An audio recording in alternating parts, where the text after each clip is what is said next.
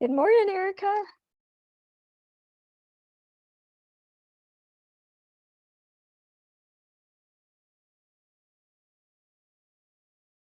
Hi, Eric. I think you're muted, but good morning. Yes, Hi. thank you. No. Yes, I can hear you and I see Oahu, RC and D. Okay, yeah, that's me. My internet is not great. Um, I can't see you, but I can say hi real quick. Okay, hi. Hi. I don't know why I can't see you. Oh, I don't know, my video's on. Shoot, I don't know. Here I am. Okay, hi. Is it okay if I turn my video off for internet speed, Sure, or is that okay? sure. Okay. Um, yeah, I don't have phone reception and internet at the same place, and our internet's pretty spotty. So Yeah, right. Last time we were sort of conversing over a dark screen, but the audio yeah. was working good. Yes, yes. I was just going through our correspondence and looks like you're in the driver's seat for this meeting. I kind of was Okay. last meeting, but I got that document, that shared document somewhere here. Yeah, I see that you're in there, and I was adding a few things, and I tried to yeah, kind of give um an overview from our last session, and you gave me so much. And I had the recommendations for amending the soil and then retesting to look at base saturation levels, and also doing some, if I wanted to do some tissue testing, maybe send it to Midwest Omaha, looking at foliar. And also, I think where I left off is I just wasn't quite sure on the nitrogen. Um, we had high nitrates in the soil, and I just wanted to understand. I mean, that seems like a good thing that it's in a plant available form in the soil, but I didn't know if there's any need to monitor for that, or um, yeah, exactly what it means of why there's high nitrates, besides there's been nitrogen fertilizer added to that soil and it's in the system. But I was hoping to understand what nitrates in the system kind of tell or mean. Well, they tell an awful lot in chemical agriculture. It's pretty much the whole story. Yeah. And there's, oh gosh. Well, for future reference, we have a section on nitrogen on our website. Yes. And at the bottom of that, there's a link to a whole class on nitrate management, organic nitrogen management from a chemical perspective. And it's a pretty good class. They make the point that at first, when plants are small, they don't need much nitrogen. And then later on, they will. And they'll continue to use it at a higher rate when they're in veg. And then when they go into flowering, not as much, but they still need it. So if in an organic system, the easy thing to do is to apply it pre-plant. However, it's not very efficient because there's the nitrogen when the plant doesn't need it. And the whole thing about nitrogen is it's really volatile. It leaches like crazy. I mean, it's a gas, for gosh sakes. It's hard to Yeah. pin down. And the plants really need it. I mean, if you have to guess, usually you want to apply nitrogen. But here we're not guessing. We've got a nitrate test. Now, the nitrate test doesn't tell us everything we want to know in an organic system. I got all enthusiastic about measuring it because, that's kind of what we do. There's some nitrate test strips you can get. There's a nitrate meter you can get. And I was gonna like put this on our website and kind of Yeah. promote it as a way to monitor these things, but I was searching on the internet, and MOGFA, Maine Organic Food Association, had hired an agronomist, and he'd written a paper on organic nitrogen management, which I thought was pretty good. And I got a hold of the guy and talked to him. And he said, well, yeah, you can do that. You can monitor the nitrate in an organic system. You'll collect a lot of data. Whether it's worthwhile or not, it's another question. Yeah. So, the guy was right, I think.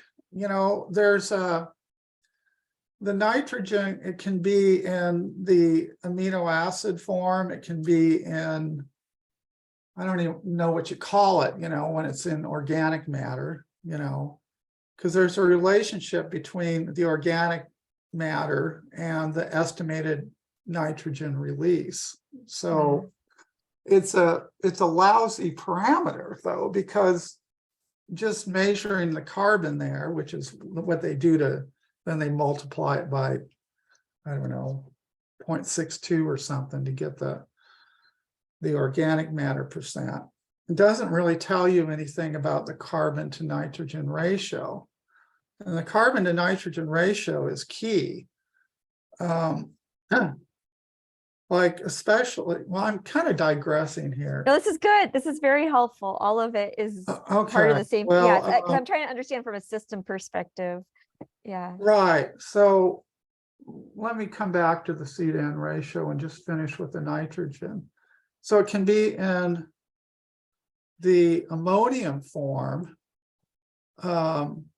which is not leachable. All the organic fertilizers are in the ammonium form, except for the sodium nitrate. I saw in your document here, we have calcium nitrate. Great product, should be organic, it's not. Okay. Okay. It's just sodium nitrate. And, if you can stand the sodium, maybe it's okay, but I never recommend it because I think it's has too high a salt index. And I don't know what the sodium situation is, for the people doing organic calc. And so I don't really have it in there. We have, like soybean meal, and we have, those sorts of nitrogen sources. Yeah.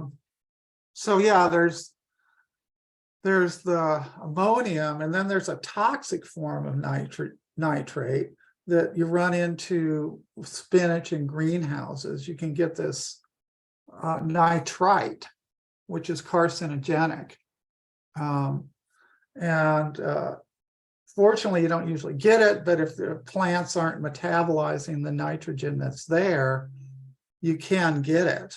You don't usually get it except in spinach, maybe lettuce, but it's just because, in the northern tier, you don't have enough sunlight to really photosynthesize. Oh, metabolize. Yeah. Yeah. So there's those forms of nitrogen, and then there's an amino acid form, which is a real handy thing. The last just about 3 years or so, there's a really nice product which has appeared on the marketplace, which is a soy amino acid hydrolysate. And it's about 1600, something like that. Good. Yeah, you're SOY, not soil. Oh, You'll get yeah. that later. Okay.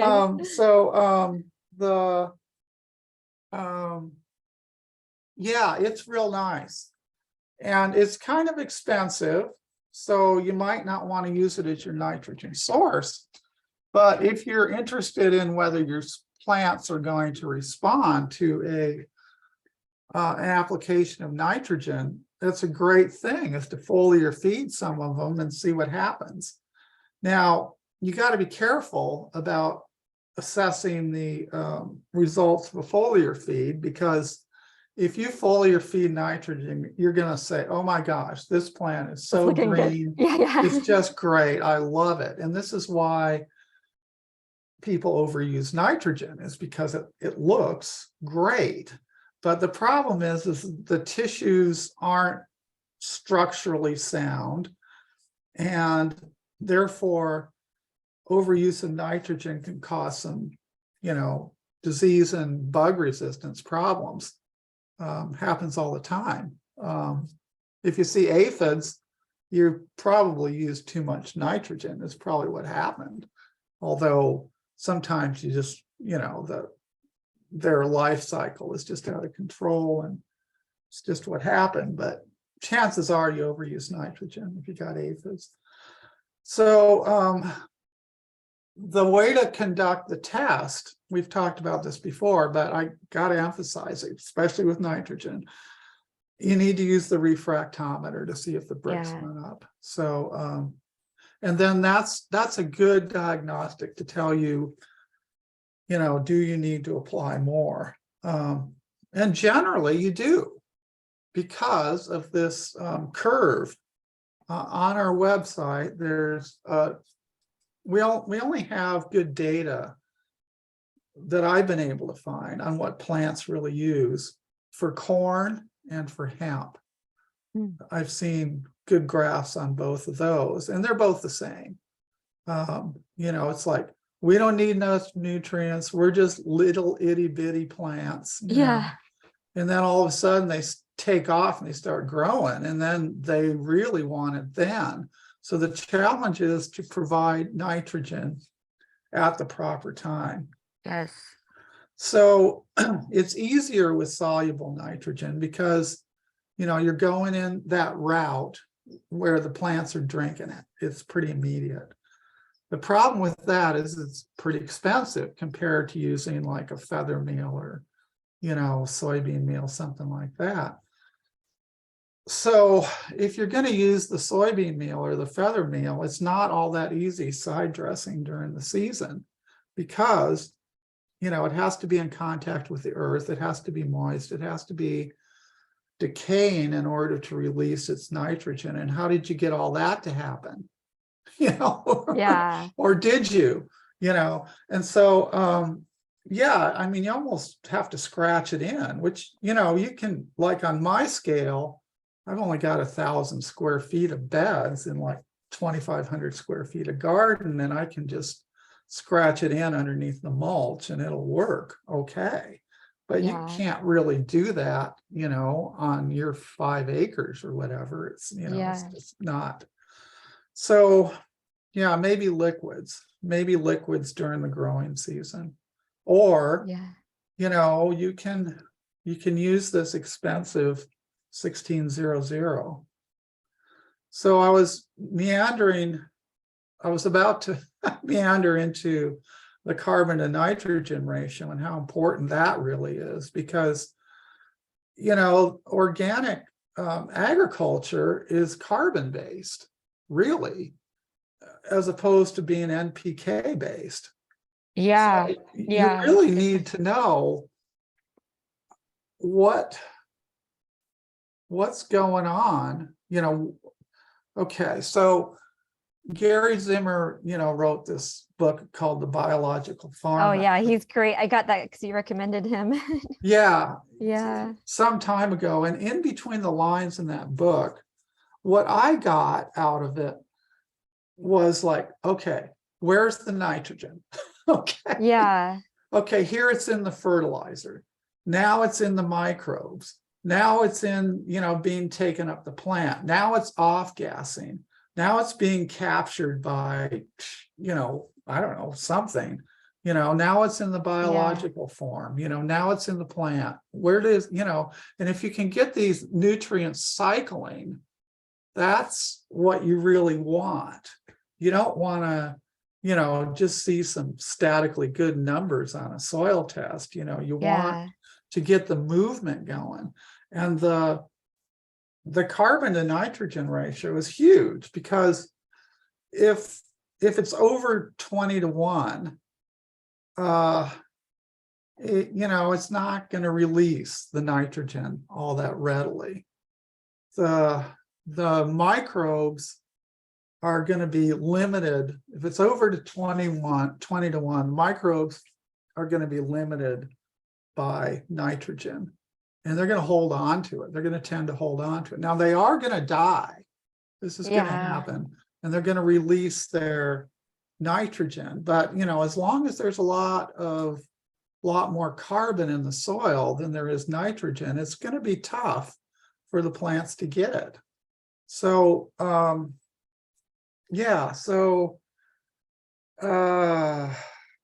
there's nitrate nitrogen, which is, Logan can measure that for us, or we can maybe measure. Maybe it's better to do that than nothing. I don't know. It's there's a thing called the Kirjal nitrogen, which is a better test. And I don't actually really understand it all that well, but it's the one